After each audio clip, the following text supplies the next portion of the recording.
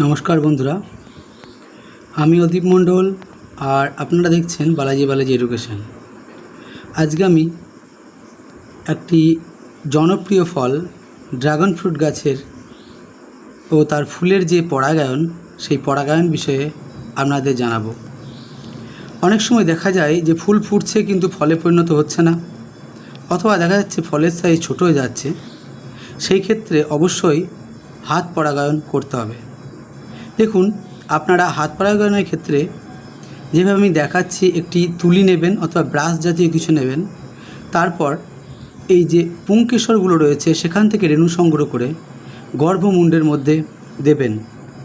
সাধারণত dragon fruit দেখা যায় যে রাত 9 থেকে 10টার মধ্যে, অর্থাৎ রাত্রি 9টা অথবা 10টার পর বেশ মোটামুটি প্রস্ফুটিত হয়।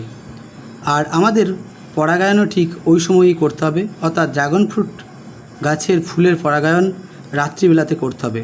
আপনারা যদি রাত্রিবেলায় এইভাবে তুলির সাহায্যে ড্রাগন ফ্রুট গাছের ফুলের পরাগায়ন করার, তাহলে আশা করছি আপনাদের কোনো ফুলই মিস যাবে না, প্রত্যেকটা ফুলই ফলে পরিণত হবে এবং ফলের সাইজও অনেকটা বড় হবে আশা করছি।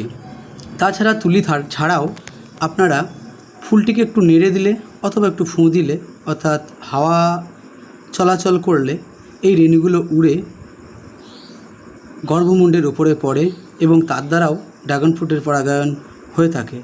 অনেক বড় বড় বাগানিরা একটা একটা করে ফুলে পরাগায়ন করতে পারে না, তাই তারা বাতাসের ব্যবস্থা করে ফ্যানের সাহায্যে এইভাবে পরাগায়ন ঘটায়।